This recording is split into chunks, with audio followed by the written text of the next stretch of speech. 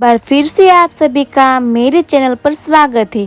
आज की वीडियो में मैं आपको उज्जैन महाकाल और ओमकारेश्वर ज्योतिर्लिंग की यात्रा के बारे में जानकारी दूंगी। यह दो प्रमुख ज्योतिर्लिंग है जिसके बीच में जो दूरी है वह लगभग 150 किलोमीटर के आसपास है। बहुत सारे लोग ऐसे हैं जो कि उज्जैन महाकाल भी दर्शन करने जाते हैं और उसके साथ साथ ओमकारेश्वर ज्योतिर्लिंग में भी दर्शन करने जाते हैं। तो आज की इस वीडियो में हम दोनों यात्राओं को एक ही वीडियो के माध्यम से बताएंगे कि कैसे आप दोनों ज्योतिर्लिंग में आसानी से दर्शन कर सकते हैं, कितना समय लगेगा, कैसे आपको यात्रा करनी चाहिए, कहाँ पर रुकना चाहिए और उज्जैन महाकाल के आसपास कौन कौन से फेमस मंदिर है जहाँ पर आपको दर्शन करना चाहिए और ओमकारेश्वर ज्योतिर्लिंग के पास में कौन कौन से प्रसिद्ध मंदिर है जहां आपको दर्शन करना चाहिए। यह वीडियो एक कंप्लीट व्लॉग होगा उज्जैन और ओमकारेश्वर ज्योतिर्लिंग के दर्शन करने के लिए और बहुत खास यह वीडियो हमने बनाई है। तो वीडियो को शेयर कर देना और अगर आप ऐसे ही लगातार वीडियो देखना चाहते हैं तो चैनल को सब्सक्राइब जरूर कर ले ताकि लगातार ऐसी जानकारी आपको मिलती रहे। सबसे पहले हम बात करते हैं कि उज्जैन कैसे पहुंचना है। दोस्तों, उज्जैन तक पहुंचने का काफ़ी आसान है क्योंकि ट्रेन के माध्यम से, बस के माध्यम से या फ्लाइट के माध्यम से भी आप उज्जैन तक आसानी से पहुंच सकते हैं। उज्जैन जो रेलवे स्टेशन है ना, यहाँ पर बहुत सारी ट्रेनें जाती है जहाँ पर आप डायरेक्ट उज्जैन रेलवे स्टेशन पहुँच सकते हैं और उज्जैन जो रेलवे स्टेशन है वहाँ से जो उज्जैन महाकाल का मंदिर है वो मात्र 2 से 3 किलोमीटर के आसपास है। तो आप ट्रेन के माध्यम से जा सकते हैं।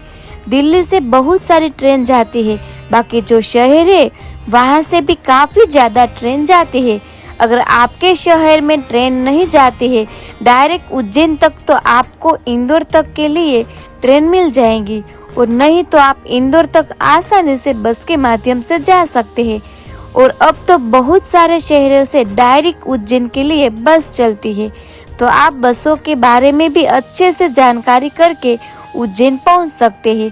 अगर आप फ्लाइट के माध्यम से जाना चाहते हैं तो उज्जैन के जो नज़दीक सबसे एयरपोर्ट है वो है देवी अहिल्याबाई होलकर इंटरनेशनल एयरपोर्ट, जहां पर बहुत सारी फ्लाइट जाती है, चाहे वह दिल्ली से हो, कोलकाता से हो, बेंगलुरु से हो, चेन्नई से हो या बहुत सारे शहरों से आसानी से आपको इंदौर के लिए फ्लाइट मिल जाएंगी। तो आप फ्लाइट के माध्यम से भी इंदौर पहुंच सकते हैं और इंदौर से उज्जैन की दूरी लगभग 55 किलोमीटर की है। लगभग 1 घंटे लगते हैं। आप बाय कार, बाय बस भी उज्जैन पहुंच सकते हैं।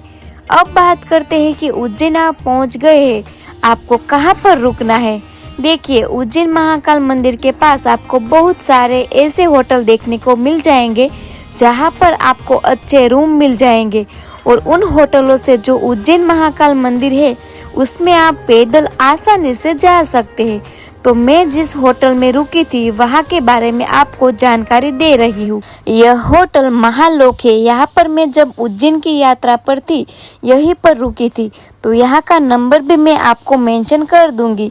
आप कॉल करके इंक्वायरी कर सकते हैं और यहाँ से आप आसानी से उज्जैन महाकाल मंदिर में पैदल जा सकते हैं, दर्शन कर सकते हैं। उज्जैन पहुँचने के बाद अब आपके मन में सवाल आता है कि उज्जैन पहुँचने के बाद हम कहाँ कहाँ पर दर्शन करें। तो देखिए, पहले आपकी प्रायोरिटी होनी चाहिए कि आप उज्जैन महाकाल मंदिर में अच्छे से दर्शन कर ले। अगर आप वहां पर होने वाले आरती में भाग लेना चाहते हैं तो आप आरती में भी शामिल हो सकते हैं। अगर आप शीघ्र दर्शन करना चाहते हैं तो ₹200 का शीघ्र टोकन होता है जिसको आप आसानी से लेकर शीघ्र दर्शन कर सकते हैं। अगर आप भस्म आरती में भाग लेना चाहते हैं तो उनकी बुकिंग जो है एडवांस में आपको करनी होती है। अगर आप वहां जाकर भी बुकिंग करना चाहते हैं तो उसके लिए आपको रात में 10 से 11 बजे आपको करना होगा और फिर सुबह जाके 4 बजे भस्म आरती होती है। तो अगर आप रात में 10 से 11 बजे लगे हैं लाइन में तो वहाँ से भी चांसेस होता है कि आपको टिकट मिल जाए, तो आप भस्म आरती में भी शामिल हो सकते हैं क्योंकि कुछ टिकट जो है वह जाने के बाद भी मिल जाती है। बाकी बहुत सारी टिकट जो है वह ऑनलाइन ही बुकिंग होती है। दर्शन करने के लिए 1 नंबर जो गेट है ना, उससे अगर आप एंट्री करेंगे तो 1 नंबर में भीड़ कम होती है और यहाँ वाला जो गेट है ये लोकल ज़्यादातर लोग इसी रास्ते से आते हैं, तो आप इसी रास्ते से जा सकते हैं। और जैसे ही आप एंट्री करेंगे ना, तो वहाँ पर आपको शीघ्र दर्शन का टोकन भी मिल जाएगा, तो वहीं से आप डायरेक्ट जाकर दर्शन कर सकते हैं।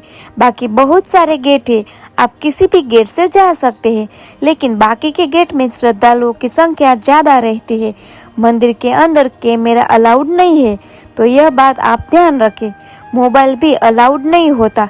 अगर बहुत कम भीड़ है तो कई बार कुछ चांसेस होते हैं कि आप मोबाइल लेकर अंदर चले जाएंगे, लेकिन अगर भीड़ होती है तो फिर कोई चांस नहीं होता है कि आप मोबाइल लेकर अंदर जा सकते हैं। मोबाइल भी आपको जमा करना होता है। उज्जैन महाकाल मंदिर में दर्शन करने के बाद पास में हरसिद्धि माता जी का मंदिर है, और हरसिद्धि माता जी का एक शक्तिपीठ है और कॉरिडोर के पास में ही पड़ता है। जो महाकालेश्वर कॉरिडोर है ना, तो कोशिश करें हरसिद्धि माता का मंदिर जब है वह रात के समय ही आप दर्शन करने जाए। रात के समय जब आप कॉरिडोर के दृश्य देखने के लिए जाएंगे ना, तो उसी समय अगर आप हरसिद्धि माता मंदिर में जाएंगे तो आपको काफ़ी अच्छा लगेगा। हरसिद्धि माता मंदिर जो है ना, वह पर भी जो आरती होती है ना, बहुत ही खास और विशेष होती है। अगर वह पर आरती में भाग लेना चाहते हैं तो आसानी से आप पहुंच सकते हैं। और हरसिद्धि माता मंदिर बहुत ही फेमस और शक्तिपीठ है। जो शक्तिपीठ जितने होते हैं बहुत ही खास होते हैं, वह भी दर्शन करना जरूरी होता है, तो आप वहां पर दर्शन कर ले। उसके बाद मंगलनाथ जी का एक मंदिर है।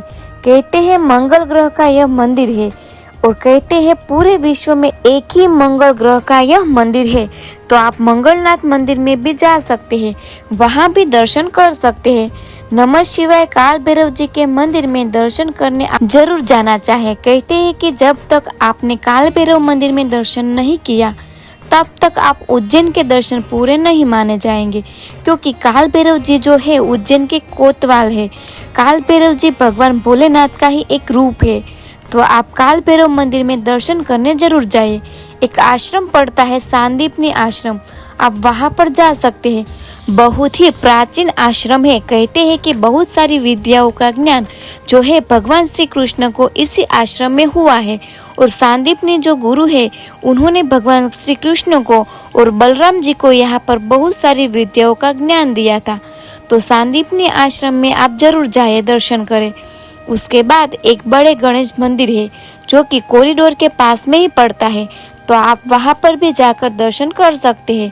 तो यह सभी अगर आप अगली मॉर्निंग पहुंच जाते हैं उज्जैन, तो आप एक दिन में यह सारे दर्शन कर सकते हैं। और अगर आप दोपहर तक पहुंचते हैं फिर तो आप बाकी मंदिर आप पहले जाकर दर्शन कर ले, और शाम के समय लगभग 8 बजे के आसपास उज्जैन महाकाल मंदिर में दर्शन करने के लिए जाए। और ऐसे में आपको 2 दिन का समय लग सकता है। कम से कम यह मान के चले 1 दिन पूरा और 1 दिन आधा आपको उज्जैन के इन मंदिरों में दर्शन करने में समय लग जाता है। बाकी डिपेंड करता है कि आप कब आए हैं और श्रद्धालुओं की संख्या उस समय कितनी है।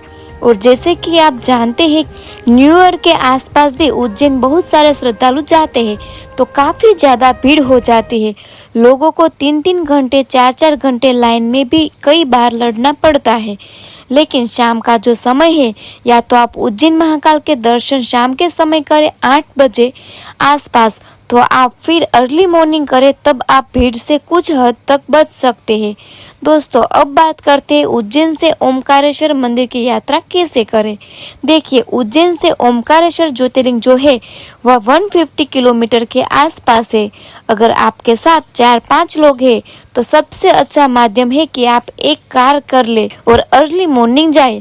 आप उज्जैन से ओमकारेश्वर के लिए निकल पड़े तो ज़्यादा अच्छा रहेगा, क्योंकि उज्जैन से ओमकारेश्वर का जो रास्ता है कई जगहों पर अभी कार्य चल रहा है, तो जिसकी वजह से कई जगह पर रास्ता खराब है और आपको 4-5 घंटे आसानी से इस रास्ते में लग जाएंगे।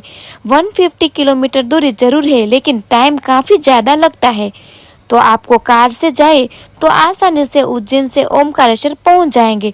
और अगर उसी दिन आप दर्शन करना चाहते हैं आप दर्शन कर सकते हैं। और अगर आप एक दिन स्टे करना चाहते हैं तो तो आप वहाँ भी स्टे कर सकते हैं। और वहाँ आप जब स्टे करेंगे ओमकारेश्वर में तो आपको बहुत अच्छा लगेगा, क्योंकि नर्मदा जी के दर्शन भी हो जाएंगे और आप बाकी के जो वहाँ के आसपास के मंदिर है वहाँ भी दर्शन कर सकते हैं। अगर आप बस से जाना चाहते हैं, 1 या 2 लोग हैं, तो आसानी से बस से भी उज्जैन से ओमकारेश्वर जा सकते हैं। कुछ बसें चलती है जिनके माध्यम से आप जा सकते हैं। टोटल अगर बात करें उज्जैन और ओमकारेश्वर की तो 4 दिन का समय आप कम से कम जरूर लेकर जाएं। 4 दिन का समय लेकर जाएंगे ना तो आपके लिए काफी आसान हो जाएगा। आप दर्शन के साथ साथ उन पलों को भी जी पाएंगे। ज्यादा भागम भाग आपको नहीं करना पड़ेगा। और जब आप ओमकारेश्वर पहुंचते हैं वहाँ भी एक नाइट स्टे आप जरूर करें।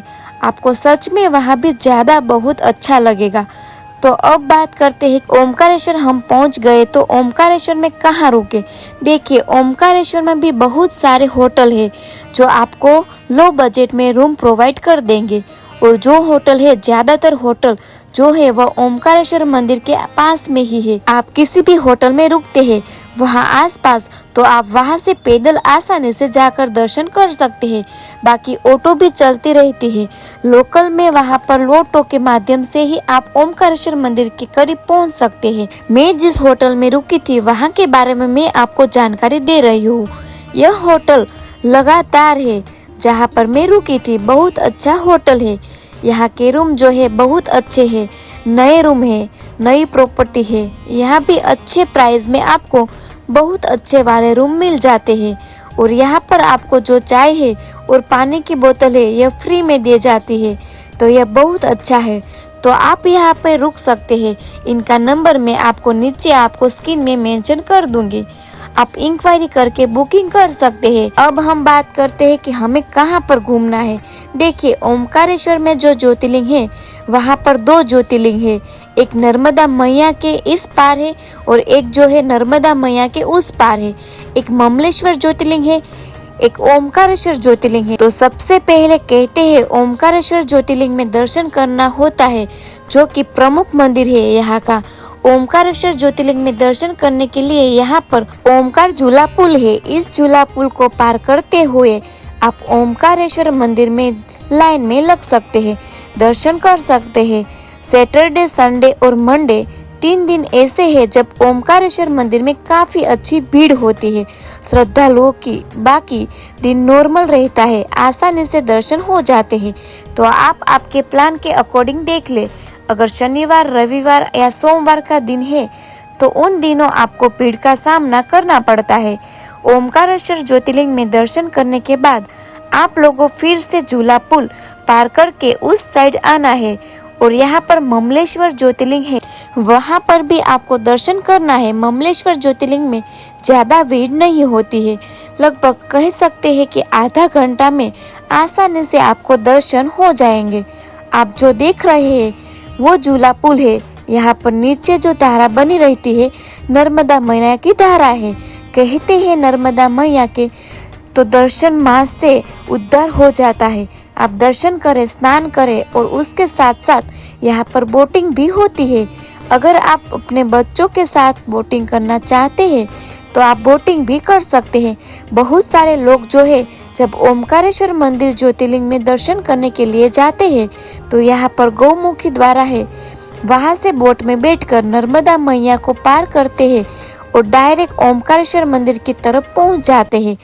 और वहाँ पर जाकर डायरेक्ट लाइन में लग जाते हैं। बोटिंग करना है तो बोटिंग कर सकते हैं। लगभग ₹150 या ₹180 पर पर्सनल चार्ज रहता है, कम भी कर सकते हैं। उसके बाद बात आती है कि और कौन कौन से प्लेस है। देखिए एक परिक्रमा होती है जो कि ओमकार पर्वत की परिक्रमा है। अगर ओमकार पर्वत की परिक्रमा करना चाहते हैं तो आप कर सकते हैं। लगभग 7 से 8 किलोमीटर की यह परिक्रमा है। अगर बहुत छोटे बच्चे हैं, बुजुर्ग लोग हैं जिन्हें चलने में प्रॉब्लम होती है तो फिर यात्रा में उन्हें ना ले जाए।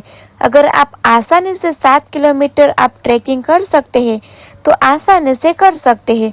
लगभग 2 घंटे लगेंगे। हमने भी परिक्रमा लगभग 2 घंटे के आसपास में कर ली थी। अगर आप कितनी भी आराम से करेंगे तो लगभग 2 घंटे में आप ये 7 से 8 किलोमीटर की परिक्रमा कर लेते हैं।